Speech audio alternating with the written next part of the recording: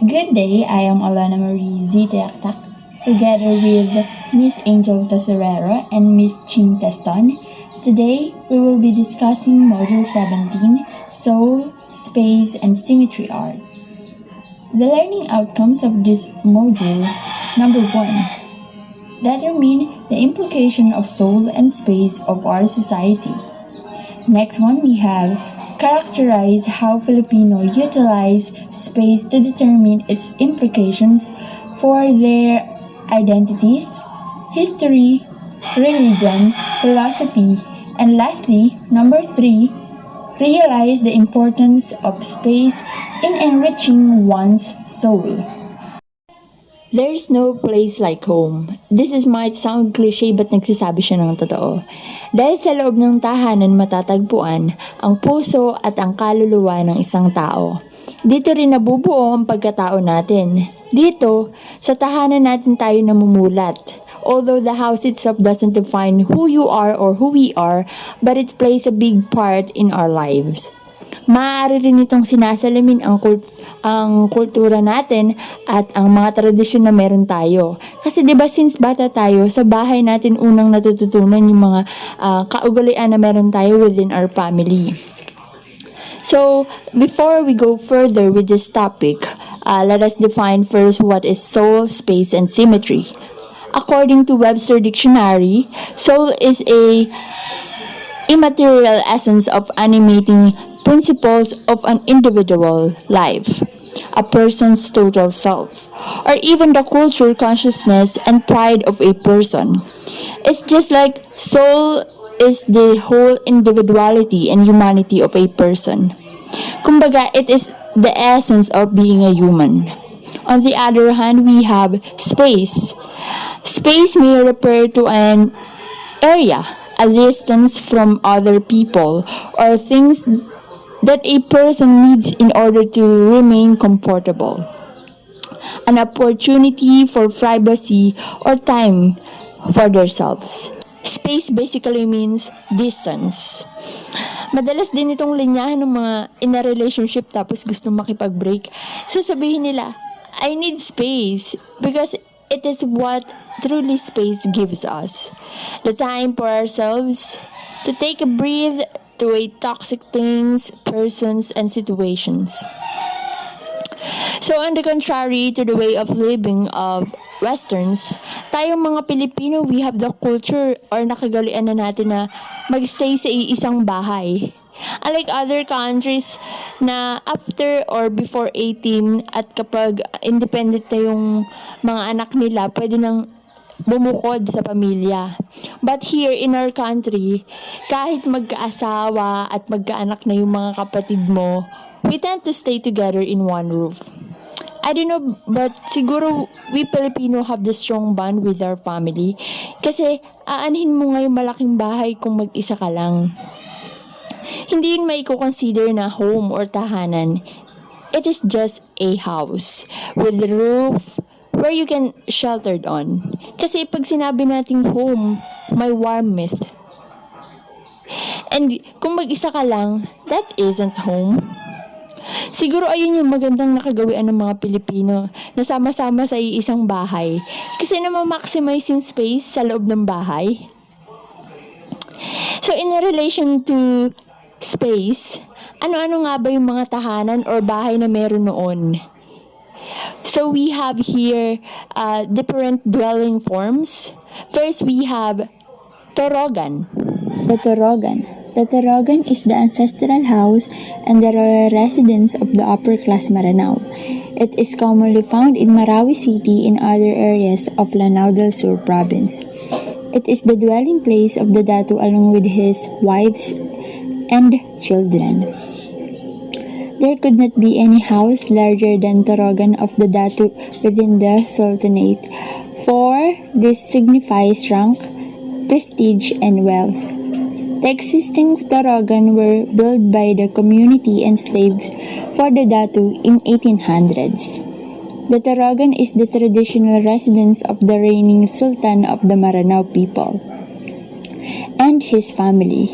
It is where the community traditionally gathers for wedding, Thanksgiving rites, enthronement, and vigils for the death. It is a masterpiece of Filipino craftsmanship. Carved on the Torogan wooden post is the Niyaga, stylized mythical snake design that can be found in many Muslim artwork. So basically, ang Torogan is the house for their leader or yung tinatawag nilang datu. Dito nakatira yung mga asawa at mga anak ng datu. Pinagdadausan din ito ng mga weddings and Thanksgiving rites. So here are the unique features of the Torogan. The windows of the Torogan are slits and richly framed in wood panels with Auric designs located in front of the house. The communal kitchen is half a meter lower than the main house, is both used for cooking and eating.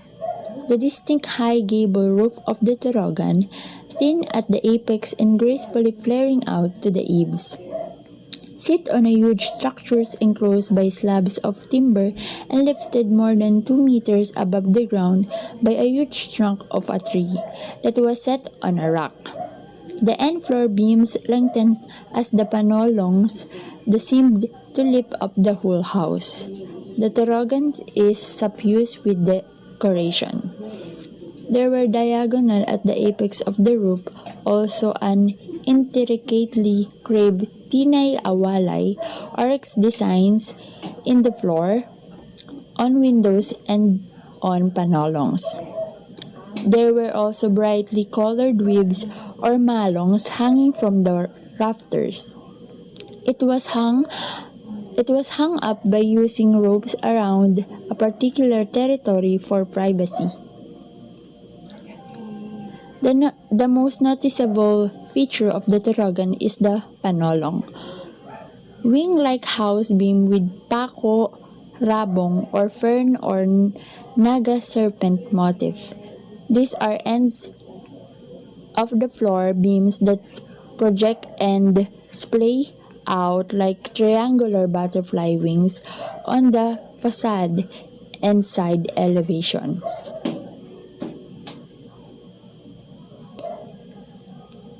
The interior of the house is cavernous hall with no permanent wall partitions. Supporting the king post of the high ridge roof is the rampatan or tinay awalay central beams considered as the intestine of the house. What serves as the ceiling is a cloth suspended from the rafters to absorb the heat from the roof. A carabao horn ornaments at the roof apex of the Rumah Adat in Batak, Indonesia is distinguished from the Maranao Dongal. So next naman we have Ifugao Bale. The Ifugao Bale or native house is said to be the first prefabricated house in the world, according to renowned anthropologist Otley Beyer. It has been subject of many scholarly articles as it considered to be one of the most ingenious and nearly perfect architectural construct made by men. The Ifugao Bale is traditional windowless house built without nails. It was made from amugawan trees and was built with 4 posts buried 50 centimeters below the ground. Its triangular roof protects the dwellers from the elements and weather. Due to its design, it can be dismantled and reassembled into another location. Though it looks small on the outside, its interior includes more space, with 3 functional floors or floor level. The ground level was wooden disc which was called oliyang or oliyang to prevent rats from entering the house. The second level or the living area, which can be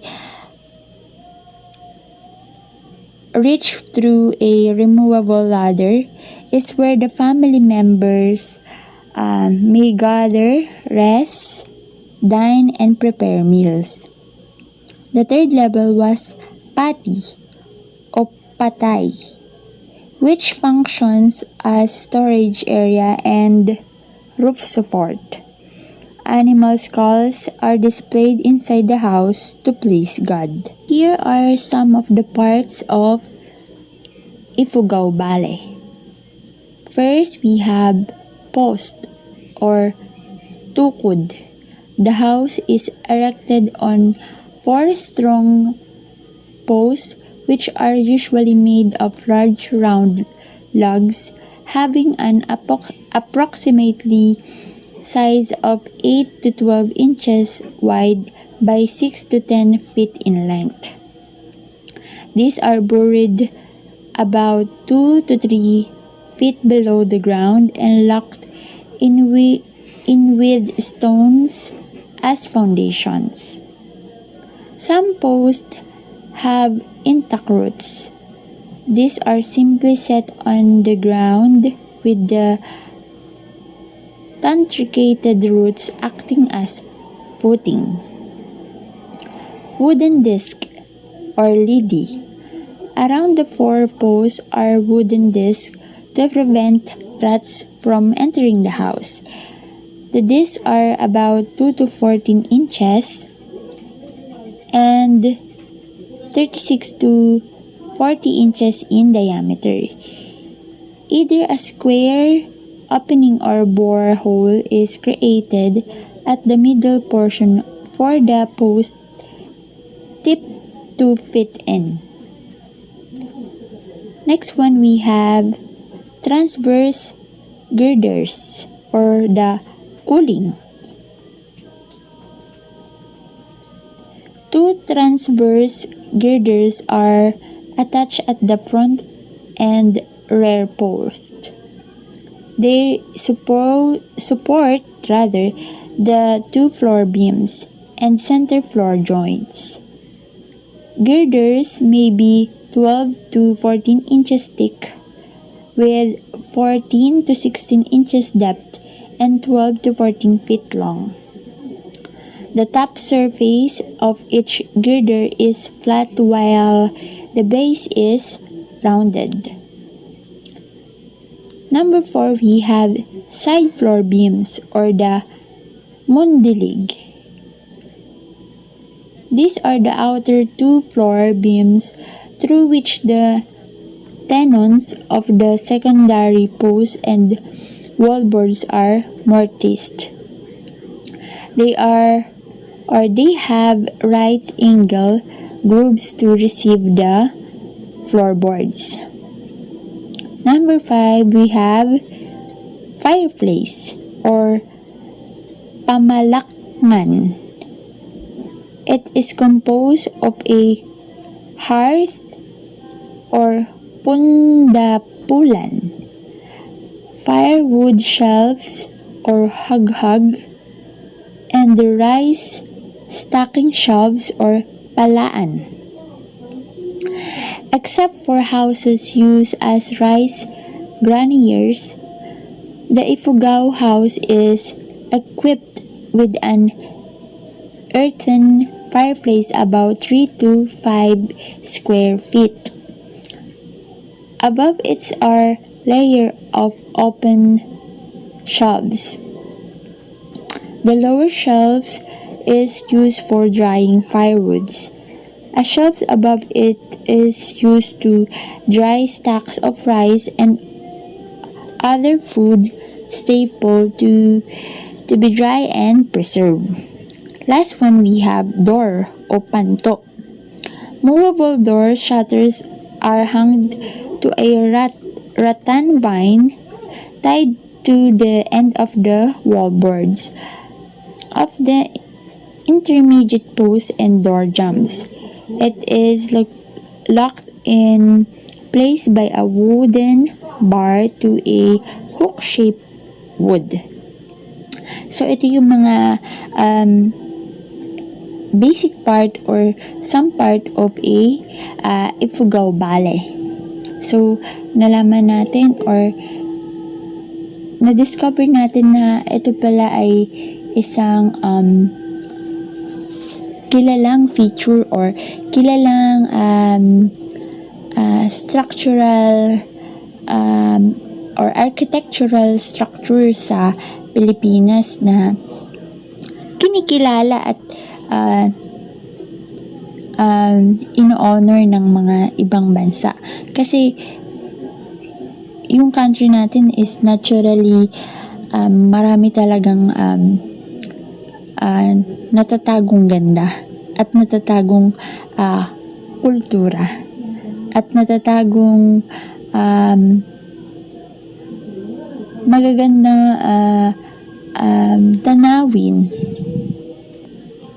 And of course, mga structures or architectural structures na kung saan mas kilala tayo o nakikilala tayo ng mga taga-ibang bansa or taga-ibang lugar. Hindi lang para makilala natin yung sarili natin, kundi para rin makilala tayo ng mga ibang bansa na kung ano ba yung mga kultura at mga tradisyon at mga bagay na meron tayo na wala sa ibang lugar. Third one, we have bahay kubo. The nipa hut or bahay kubo is the native house of the Philippines and considered as the national shelter, a cultural heritage, and one of the most illustrative and recognized icons. Its name is actually based on Spanish word cubo, means cube because it is rectangular and cubic shape, and bahay, a Filipino word for house. Pre-Hispanic architecture was constructed to perfectly adapt on the tropical climate and made of indigenous and organic materials like bamboo or kawayan and banded together by tree strings with dried coconut leaves or kogon grass. Since bahay kubo is constructed out of organic materials, it is a showcase of extreme simplicity and sustainability that has been around for a very long time.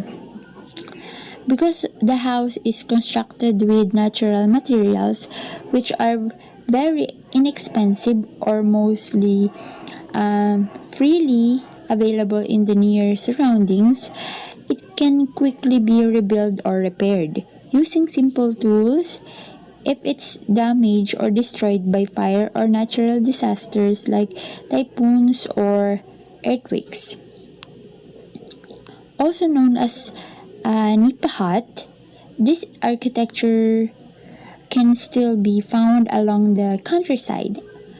Normally, the nipa hut or bahay kubo is cube in shape. This shelter a raised on stilts or posts of 1 to 2 meters depends on the area where the said shelter is constructed. It may be on solid ground, on a hillside or mountainside, or in shallow water. Raising the interior from the ground protects the shelter's inhabitant from flood and from snakes and other wild animals. The typical bahay kubo only has one large open, multiple-purpose room for dwelling called bulwagan. It has a cellar called silong where most household chores are done. This area serves as the area for livestock pens, storage space, workspace, and gunnery. The walls are made of nipa and kogon leaves or sawali or woven bamboo, and there are large windows on all sides, which kept the interior well ventilated. The windows have tukod or legs that hold the swinging shades open during the house or during the day rather, and secure it in place at night. Another feature of the bahay kubo is ladder or hagdan, which can easily be removed at night or when the owner are out. Likewise, some huts have an open back porch or batalan, where household chores are done and where the jars of water are placed. Most nipa huts have no partitions. The space is multifunctional for dining, entertaining guests, napping or sleeping beside each other at night. So, dati, na-experience ko na tumira sa isang bahay kubo. Sobrang presko sa loob kasi nga, gaya ng nabanggit dun sa description niya ng features is ng bahay kubo, well ventilated talaga siya and hindi mainit sa loob. And yung wall niya is sawali lang or bamboo. And what seems cute with this bahay kubo is that yung silong, kasi dati dun sa silong lagi kami naglalaro ng mga kapatid ko, kasi kasya yung tao, kasyang tumayo, and doon parang nakalagay na lahat ng kusina, tambakan ng tubig, alin pa ba, lahat ng household chores doon ginagawa. And dun lang sa pinakang loob ng bahay kubo, tabi-tabi kami doon nakahiga pag gabi, and sabay-sabay kaming natutulog. So yun lang yung magandang feature niya din. So isa sa mga magandang feature niya na parang magkakakita-kita yung mga family members, kasi hindi siya katulad ng mga bahay ngayon na malalaki tsaka malalawak na parang hindi yung mga family member hindi magkikita-kita. Dun sa ganung bahay, which is yung bahay kubo is that parang mas pinapastrong nun yung bond dun sa pamilya niyo because maliit lang siya and isa lang yung pwede nyo talagang pag-stayan, which is yung loob nga na or yung tinatawag nga na bulwagan na doon na lahat. Doon kayo kakain, doon kayo magkukwentuhan, mag-entertain ng mga guests or mga bisita, tapos doon din kayo matutulog, maglalatag lang kayo ng what you call this, banig nagawa din sa coconut leaves. Ayun, so ayun lang yung memory ko nung bata ako nung nasa probinsya kami. So next reporter naman is Miss Tesorero. Thank you.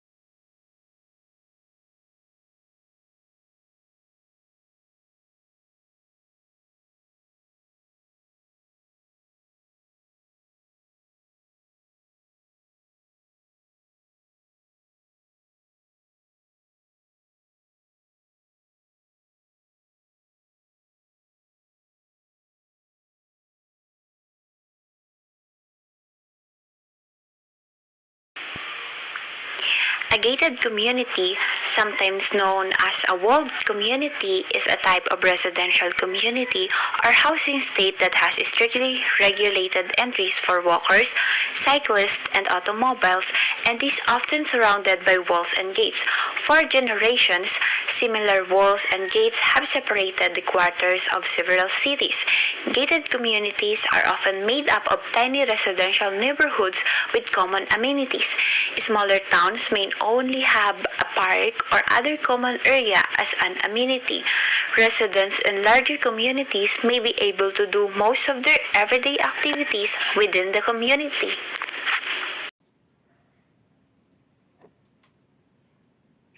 Number 6 is the Filipino streets. Local streets serve as extensions for Filipinos' tendency to fill out space. They function not just for pedestrian or vehicular means, but as areas for socialization, dining, cooking, business, and celebrations. Our streets are not just made for pedestrian and cars because some Filipinos are using our local streets as a space or a place for their socialization like gatherings and celebrations like birthday parties and even when mourning for their dead relatives. Dining, cooking, businesses like ihaw-ihaw and selling of goods or foods. They display it on the streets where many people are passing by. Daily interactions happen in and outside sari-sari stores. The idea of spacelessness is manifested in its structural design. A sari-sari store is a small neighborhood retail shop that serves residents. Basic items such as canned food, instant noodles, coffee, soda, and other items that Filipinos buy on a regular basis are frequently available at the store. They also offer sweets, chips, and alcohol, but they can have almost any commodity that the society needs. The best part about the sari-sari store is that customers can buy items by the tinge or by the piece. Only in sari-sari stores can you buy a single piece of candy or a single stick of cigarettes rather than a pack of both. Because the majority of them are run from the owner's own home, the prices are also more affordable than convenience stores, though more expensive than supermarkets. They don't make much more money from the business, though the majority of their product comes from the supermarkets, and everything they sell is just marked up by 1 or 2 pesos. Our next topic is all about the other indigenous houses. There are other traditional houses that protected our ancestors from harsh elements. Among them are number 1, the Bajau houseboat. Bajau or Bajau means man of the seas. This tribal group is known as the Sea Gypsies because they move with the wind and the tide on their small houseboats called ventas. They can be found in many coastal settlements and inhabit the waters and shores of the Sulu archipelago.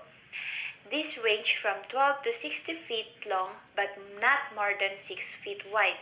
Their unique ecological setting and fishing economy compel the Bajau to adjust to the limited space of their floating homes where the prows are carved with ocal design. Strong platforms are made on both ends of the boat for the fish. Kitchen utensils and fishing gadgets with the kitchen are usually found at the back. Over time, more Bajau people have been drawn away from the sea and migrated to a land-based lifestyle. They find the shift from sea to land difficult because they are not citizens of any official state and have no official nationality. The Bajau are at a disadvantage due to their nomadic lifestyle as they lack access to education, healthcare, and government-provided social services. Traditional free diving for fish and pearls is how they make a living. They used to live in a houseboats that move across the sea to meet their fishing needs. Good day. I am Ching C. Teston, the next presenter of Group 17, Module number 17. The other type of indigenous houses is the Higaonon tree house. The Higaonon of northern Mindanao have a residential complex intricately designed on trees.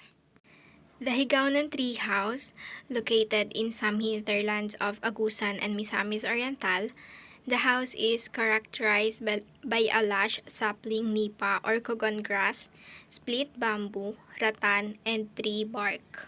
Sometimes, the low roof serves as walls. Moving catwalks connect the smaller houses of about 6 feet by 8 feet wide to a central communal room where a square box of earth serves as fireplace and a kitchen. Higaonon people are also known as people of the living mountains and people of the wilderness. In fact, their name was derived from Higa, which means to live or reside, Goan, which means mountain, and Onon, people. The culture of the Higaonon tribe can be best described as one of peace for solving the internal conflicts of other ethnic groups. The next one is Ivatan House. The Ivatan House is made primarily of lime, stone, wood, and thatch. It commonly consists of two structures, the house proper and the kitchen area or storage area. The main house has the larger area and is usually made of lime, stone, wood, and thatch. The heavier materials, which are lime and stone, provide better shelter from the constant rain. The kitchen or storage area is usually made of wood and thatch. Compared to the bahay kubo and the bahay na bato, the Ivatan house has significantly lower ceilings, around 1.6 to 2.0 meters high only, and smaller door and window openings to keep the interior warm. Ivatan house, or in the other name, it is called Sinaduparan Ivatan House. It is one of the oldest structure originated in Batanes Island. The house is made of limestone and coral, and its roofing of kogon grass. Let me tell you some fact about this Ivatan house. During 1887, there was an Ivatan house built in Batanes, and it is the only house left after a strong earthquake hit Batanes on September 13, 1918. Its walls are made up of layers of corals and stones and are 2 feet thick, which could stand the pounding of strong winds during typhoons, and it is located in the town of Ivana in Batanes. And the last one is the Mandaya House. The Mandaya house is woolly made of carefully selected bamboo flattened into slats and held together by horizontal bamboo stripes or a rattan. Ancient to this single room with a small kitchen area is through a removable single-notch trunk of tree. Traditionally, its elevated floor line served as one of the safety measures against attacks of other ethnic groups in the periphery of Davao Oriental. This wearing condition made the Bagani or warrior class a high and most coveted social ranking. Today, Mandaya houses are usually one-room dwellings built on mountain slopes. The Mandaya is among the largest tribal unit in southern Mindanao. These homes are usually one-room dwelling located in the slopey mountain, with the structure built high from around 1.7 meters from the ground. As I mentioned earlier, the materials of the houses are made up of flattened bamboo slides, woven rattan slats, flattened tree barks, and wooden stripes. The roof is made up of kogon on hardwood frames. The traditional Mandaya house, like a lot of our indigenous homes, rely on materials that are readily available or we can find in our surroundings. The house has 4 distinctive features: a sleeping quarters, a container made of rattan, the kitchen, and the laundry container for farm products. On the other hand, this lesson will also tackle about symmetry art. Symmetry in art is when the elements of a painting or drawing balance each other out. This could be the object themselves, but it can also relate to colors and other compositional techniques. In everyday language, symmetry refers to a sense of harmonious and most appealing proportion and balance. There is always something comforting about symmetry, an assurance, if you will, that things are right and in order. When we say symmetry art, it is a balance that is achieved by arrangement of elements on both sides of the center. In other words, the image would look identical on either side, formed through horizontal or vertical division. Because of its very structured and equally proportioned nature, symmetrical balance is best suited for if the desired effect requires a sense of order, clarity, and consistency. A balanced composition feels right. Yes, it feels stable and aesthetically pleasing, while some of its elements might be focal points and attract your eye. No area of composition draws your eye so much that you can't see the other areas.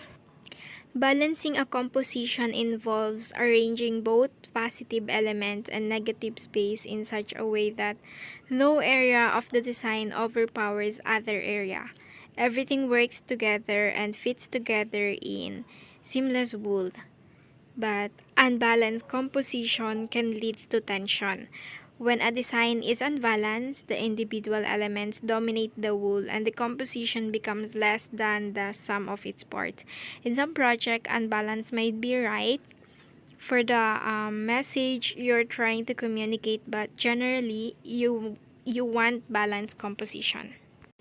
So, symmetrical balance or symmetry is basically means the work of art is the same on one side as the other, or a mirror image of itself on both sides of a center line. In other words, although the side may not be exactly the same, there will be elements that interact in a way that makes each other equally important. Reflection of trees in clear water and reflection of mountains in a lake. Wings of most butterflies are identical on the left and right side are examples of real-life symmetry, and also some human faces are the same on the left and right side. Ochre is example of symmetry art. The ochre motif is an exclusive artistic cultural heritage of the Maranaos of Lanao, Philippines. It is as an artistic design of Maranao native inhabitants of southern Philippines beginning from the early 6th century CE before the Islamization of the area. Ochre is a design or pattern often rendered or curved in hardwood, brass, silver, and wall painting in curvilinear lines and Arabic geometric figures. The ochre motif is an art depicting the indigenous originality and skill of the Maranaos.